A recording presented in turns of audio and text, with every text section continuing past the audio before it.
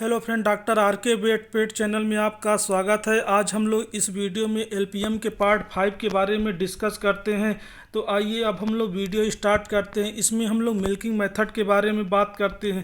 पहली है hand milking, दूसरी है मशीन मिल्किंग। हैंड मिल्किंग में क्या होता है, जो इंडिविजुअल फार्मर होते हैं वो हाथों के माध्यम से मिल्किंग करते हैं, तो उसको हम लोग हैंड मिल्किंग बोलते हैं। जो मशीन मिल्किंग होती है, इसमें क्या होता है, जो डेयरी फार्म होते हैं या बड़े बड़े जो फार्म होते हैं, मशीन के माध्यम से मिल्किंग की जाती है, उसको हम लोग मशीन मिल्किंग कहते हैं। अब हम लोग बात करते हैं कि हैंड मिल्किंग कितने प्रकार की होती है। तो हैंड मिल्किंग 3 प्रकार की होती है। पहली होती है फुल हैंड मिल्किंग, जिसको फिस्टिंग मेथड कहते हैं। दूसरी है नकलिंग, तीसरी मेथड है स्ट्रिपिंग। तो आइए वन बाई वन करके डिस्कस करते हैं। सबसे पहले हम लोग फुल हैंड मेथड या फिस्टिंग मेथड के बारे में बात करते हैं। इसमें क्या होता है, जो टीथ होता है पांचों फिंगर से उसको ग्रैस्प किया जाता है और साथ ही साथ में मतलब पाम के अगेंस्ट उसको प्रेशर करके मिल्क को निकाला जाता है। ये इसका प्रोसीजर हो गया। अब हम लोग स्पेशल पॉइंट की बात करते हैं। तो ये मतलब डेयरी एनिमल में सबसे बेस्ट मेथड होती है। ये पहली मिल्किंग हो गई। अब बात करते हैं सेकंड मेथड की, नकलिंग। इसमें क्या होता है, जो मतलब थंब होता है, थंब से मतलब टीथ को दबा दिया जाता है, बेंड कर दिया जाता है, तो उसको हम लोग नकलिंग बोलते हैं। ये एक रॉन्ग मेथड होती है। इससे क्या होता है कि जो टीथ होती है उसमें इंजरी होने के चांसेस रहते हैं, इसीलिए इस मिल्किंग को अवॉइड करना चाहिए। लास्ट है तीसरी स्ट्रिपिंग। इसमें क्या होता है, होल्डिंग, मतलब टीथ को होल्ड करते हैं थंब और फोर फिंगर से, साथ ही साथ में मतलब थंब उसको होल्ड करके उसके मतलब जो टीथ होती है उसकी लेंथ में उसको नीचे लाते हैं। तो इस प्रकार से उसमें मिल्किंग की जाती है, जैसा कि ये सीप और गोट में करते हैं। इसका स्पेशल पॉइंट की बात करते हैं तो इसमें क्या होता है, मतलब जो मिल्क होता है उसको निकाल लेते हैं, मतलब मिल्क जो रहता है मशीन मिल्किंग के बाद भी बचा रहता है। इसमें नेक्स्ट है when teeths are too small, जब टीथ स्मॉल होते हैं। तीसरा है टूवर्ड्स कंप्लीशन ऑफ मिल्किंग। अब बात करते हैं cow are milked from left side. हमेशा जब काऊ में मिल्किंग करते हैं तो लेफ्ट साइड यानी कि बाएं साइड मिल्किंग करना चाहिए। नेक्स्ट पॉइंट है the hind quarter of the udder are slightly larger than the front one and contain more milk. जो हाइंड क्वार्टर होते हैं वो स्लाइटली लार्जर होते हैं कंपेरिजन टू मतलब फोर लिम्ब के, और इसमें मतलब सॉरी, जो हाइंड क्वार्टर अडर होते हैं उसमें मिल्क ज़्यादा होता है कंपेरिजन जो मतलब आगे वाले टीथ होते हैं। नेक्स्ट है the approximate ratio of milk is 60 ratio 40, यानी कि जो हाइंड क्वार्टर फोर क्वार्टर का रेशियो होता है 60 रेशियो 40 होता है कैटल में। अब हम लोग बात करते हैं अगले इम्पॉर्टेंट पॉइंट की, मेथड ऑफ ड्राइंग के बारे में बात करते हैं कि ड्राइंग की कौन कौन सी मेथड है। तो इसकी 3 मेथड है। पहली है इनकम्प्लीट मिल्किंग, दूसरी है इंटरमिटेंट मिल्किंग, तीसरी है कंप्लीट सीजेशन। तो सबसे पहले इनकम्प्लीट मिल्किंग के बारे में बात करते हैं। ये मतलब जो डेयरी काऊ होती है ये उनकी सबसे बेस्ट मेथड होती है। दूसरी होती है इंटरमिटेंट मिल्किंग, तीसरी है कंप्लीट सीजेशन। ये मतलब रॉन्ग मेथड होती है। अब बात करते हैं एज डिटर्मिनेशन की। जो एनिमल होते हैं उनकी एज डिटर्मिनेशन करने की फार्मूला क्या है उसके बारे में बात करते हैं। ये एज डिटर्मिनेशन में क्या होता है, उसको क्यों किया जाता है, तो रिकॉर्ड कीपिंग के लिए किया जाता है। दूसरा फिजिकल अपीयरेंस के माध्यम से करते हैं। तीसरी हॉर्न रिंग को काउंट करके करते हैं। इसका एक फार्मूला होता है एज इक्वल टू होता है नंबर ऑफ हॉर्न प्लस 2। तो इस प्रकार से आप इसको निकाल सकते हैं। फिर चौथा है डेंटिशन, दांत गिन के मतलब एज का पता लगा सकते हैं। अब इसके फार्मूला की अगर बात करते हैं, जैसे रूमिनेंट एनिमल है, रूमिनेंट में जैसे कैटल, बफेलो, सीप, गोट है, तो इसका जो डेंटल फार्मूला होता है 32 होता है। इसमें जितने भी रूमिनेंट एनिमल होते हैं इनमें इंसाइजर एब्सेंट होता है अपर जॉ में, जबकि केनाइन पूरे रूमिनेंट एनिमल में एब्सेंट होता है। ये आपको पॉइंट याद रखना है। दूसरा है हार्स। हार्स में हार्स का जो फार्मूला है ये 40 है, 40 मतलब दांत होते हैं। 30 मेयर में अगर देखा जाए तो 36 होते हैं मेयर में। आपको ये चीज़ ध्यान रखना है कि केनाइन जो टीथ होती है एब्सेंट होती है। पिग में देखा जाए तो 44 होते हैं। जो डॉग है, डॉग में 42 है। जो कैमल है 34 है। अब हम बात करते हैं फुल माउथ कंडीशन की। इसमें क्या होते हैं, जो परमानेंट टीथ होते हैं एज के अकॉर्डिंग अपीयरेंस होती है। जैसे कि सीप में 4 साल में अपीयरेंस होती है, हार्स में 4.5 साल होती है, गोट, कैटल एंड बफेलो में 5 साल होती है, कैमल में 7 साल होती है। यानी कि सबसे लास्ट अगर देखा जाए तो कैमल ही है। नेक्स्ट पॉइंट है जमर क्या होता है। जमर मतलब जो इसमें क्या होता है, जितने भी टीथ होते हैं एनिमल के लास्ट हो जाते हैं उसको जमर बोलते हैं। नेक्स्ट है चिक टीथ। चिक टीथ में क्या होता है, प्री मोलर और मोलर मिल के चिक टीथ बनाते हैं। Age of animal is determined by incisor of the lower jaw. Lower jaw के जो दांत होते हैं उससे हम लोग पता लगाते हैं कि इसकी एज कितनी है। डेंटल स्टार क्या होता है। डेंटल स्टार मतलब जो इंसाइजर होते हैं उसमें सेंट्रल पर कैविटी का जो मार्क होता है उसको डेंटल स्टार बोलते हैं। गैल्वेनी ग्रुप के बारे में बात करें तो A group in upper corner incisor, मतलब जो इंसाइजर के कॉर्नर वाला अपर पार्ट होता है उसमें जो छोटे छोटे गैप होते हैं उसको हम लोग गैल्वेनिक ग्रुप कहते हैं। ये हार्स से रिलेटेड, ये पॉइंट आपको याद रखना है। नेक्स्ट है method of identification of animal and poultry. जो एनिमल और पोल्ट्री है उसकी पहचान कैसे करते हैं इसके बारे में बात करते हैं। इसकी 2 टाइप की मेथड होती है, एक परमानेंट मेथड होती है, दूसरी होती है टेम्परेरी मेथड। तो परमानेंट मेथड कौन कौन सी है, पहली है ब्रांडिंग, दूसरी है टैटूइंग, तीसरी है ईयर नोचिंग। ईयर नोचिंग किस में करते हैं, ये पिग में करते हैं। अब टेम्परेरी मेथड की बात करते हैं तो पहला है ईयर टैगिंग, दूसरी है hoop marking. Hoop marking horse में होती है। तीसरी है हार्न मेकिंग। हार्न मेकिंग किस में होती है, कैटल में। चौथी है वुल मार्किंग। वुल मार्किंग किस में होती है, सीप में होती है। पांचवी है विंग टैगिंग, ये पोल्ट्री बर्ड में पाई जाती है। छठवीं नेक चेन जो होती है डॉग में होती है। अब फ्रेंड्स बात करते हैं स्पेशल पॉइंट की। ब्रांडिंग किस में की जाती है, मोस्टली जो लार्ज एनिमल होते हैं जैसे कैटल हो गई, बफेलो हो गई, कैमल, हार्स, इसमें करते हैं। और कहाँ पे करते हैं ब्रांडिंग, इसमें क्या होता है जो मतलब थाई वाला पोर्शन होता है उस वहाँ पे जो टिश्यू होते हैं उसको बर्निंग किया जाता है और एक स्कार टाइप के परमानेंट स्कार प्रोड्यूस करते हैं। इस प्रकार से ब्रांडिंग की जाती है। टैटूइंग की बात करते हैं तो टैटूइंग मतलब जो छोटे एनिमल होते हैं जैसे सीप हो गई, गोट हो गई, न्यूबॉर्न काल्फ हो गए, उनके आइडेंटिफिकेशन के लिए बेस्ट मेथड होती है। इसमें टैटूइंग में क्या होता है, जो कान के बीच लार्ज वेन होती है उसमें टैटूइंग करते हैं। Tattooing is not suitable for black colour animal. Tattooing जो ब्लैक कलर एनिमल के लिए सुटेबल नहीं होती है। नेक्स्ट बात करते हैं ईयर नोचिंग की। ईयर नोचिंग जो कॉमनली पिग में यूज की जाती है, it is done in a V shape, मतलब ये वी शेप मैनर में होती है border of ear. Wing tagging is commonly used in poultry bird and done on the first day of hatching. In the case of sheep, tattooing and ear tagging are used for identification. Sheep के case में अगर देखा जाए तो tattooing और tagging दोनों की जाती है। अब बात करते हैं हाउसिंग की। तो कैटल की हाउसिंग की अगर बात करते हैं तो 2 टाइप की होती है, एक लूज हाउसिंग सिस्टम होती है, दूसरी कन्वेंशनल होती है। तो लूज हाउसिंग सिस्टम में क्या होता है, जो फ्लोर स्पेस होता है कितना कवर्ड होता है, ओपन एरिया कितना कवर होता है, मेंजल लेंथ कितनी होनी चाहिए। अगर यंग स्टॉक में देखा जाए तो 15 से 20 स्क्वायर फीट कवर्ड एरिया होता है, 50 से 60 ओपन एरिया होता है, 15 से 20 मतलब उसकी लंबाई होती है मेंजर की।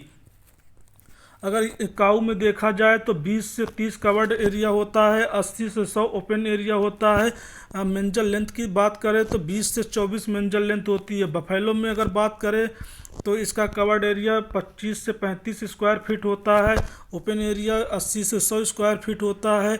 जो मेंजल लेंथ होती है 24 से 30 इंच की मेंजल लेंथ होती है। प्रेग्नेंट काऊ की बात करें तो कवर्ड एरिया 100 से 120 होता है, ओपन एरिया 180 से 200 होता है। जो मेंजल लेंथ होती है 24 से 30 होती है।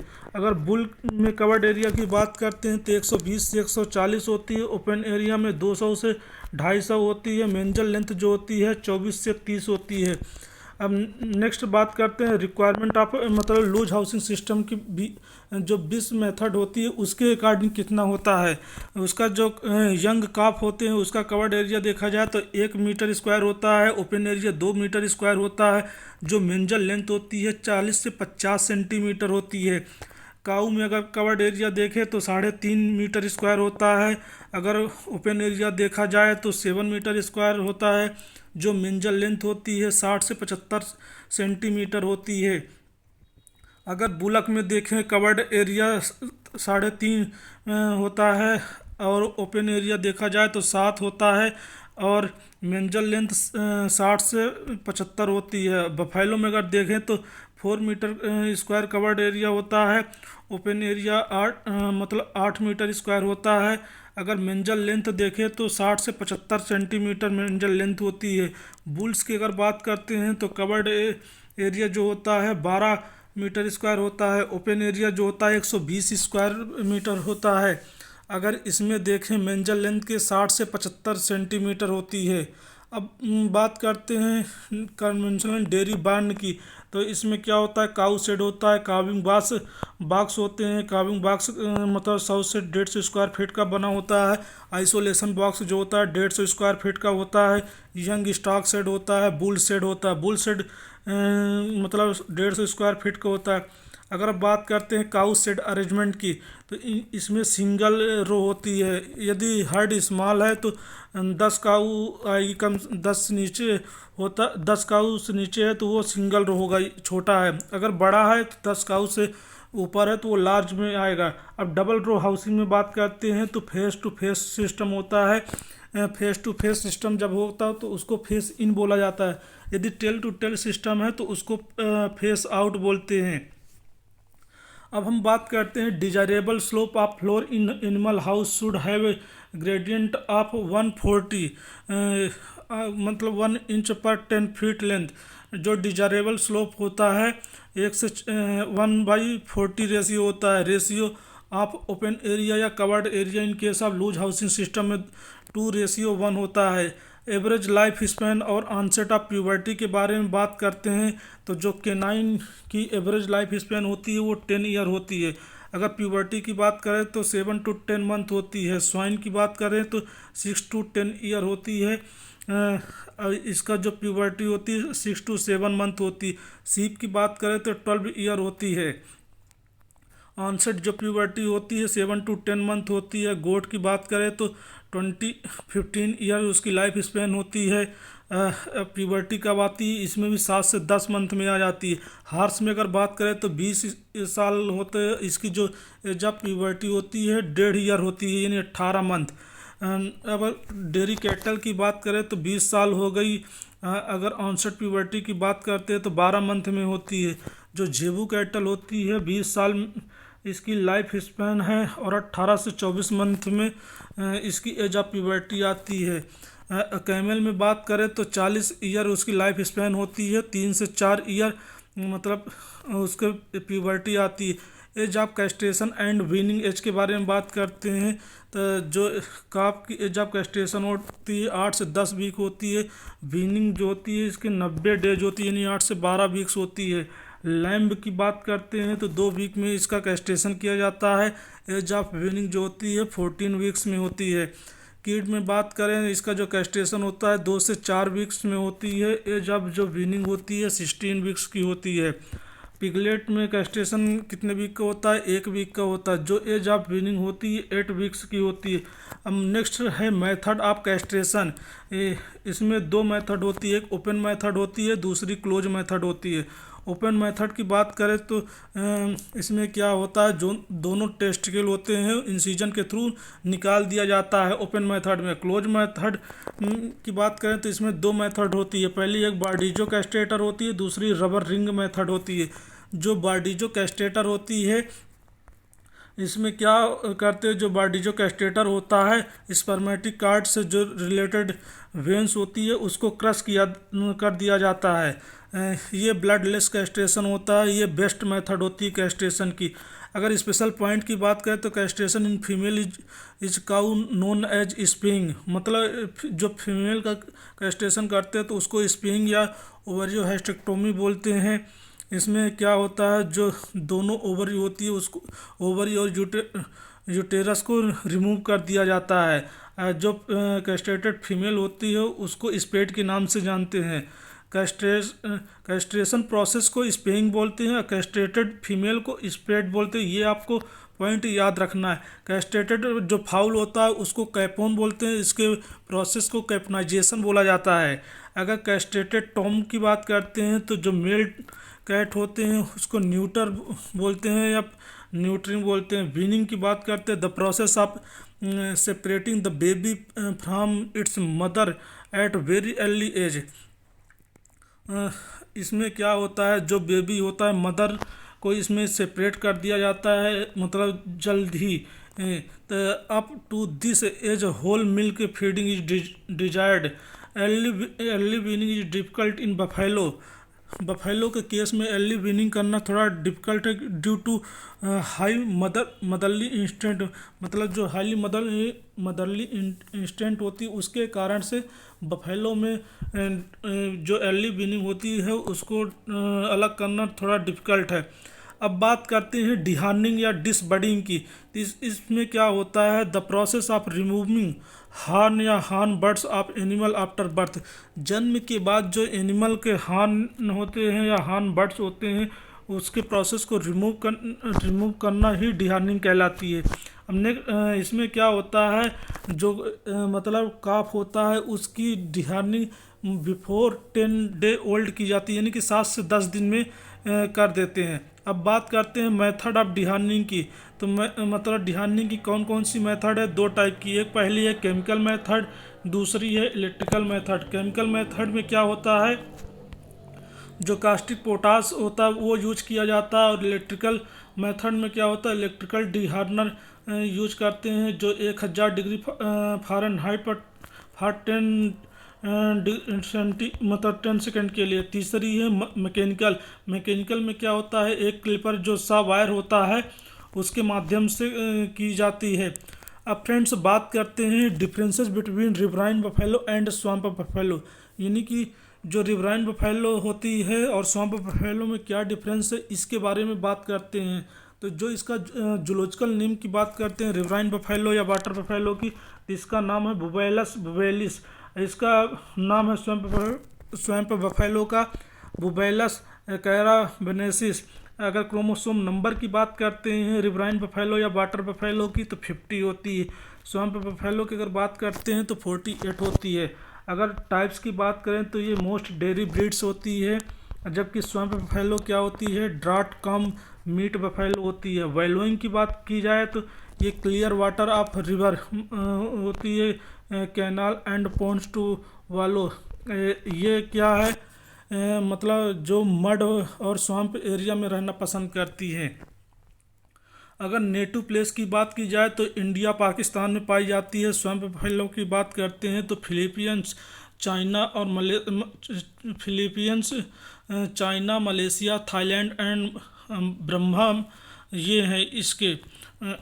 अगर हार्न की बात करें तो जो रिवराइन बफेलो होती है उसके हार्न स्मॉल और मोर क्वाइल्ड होते हैं, जबकि स्वैम्प बफेलो के horn large massive and less coiled होते हैं। नोट में अगर बात करें तो 2 टाइप की ब्रीड होती है स्वैम्प बफेलो की। पहली है मैनपुरी, दूसरी है आसामसी। फिर सेकंड पॉइंट है only Mainpuri types are considered is a true swamp buffalo. जो मैनपुरी टाइप की बफेलो होती है वही ट्रू होती है, मतलब स्वैम्प बफेलो। फ्रेंड्स आज की वीडियो यहीं पे समाप्त होती है। मेरी नेक्स्ट वीडियो को वॉच करने के लिए चैनल को सब्सक्राइब करें, साथ ही साथ बेल आइकन बटन को जरूर प्रेस करें। वीडियो वॉच करने के लिए थैंक यू।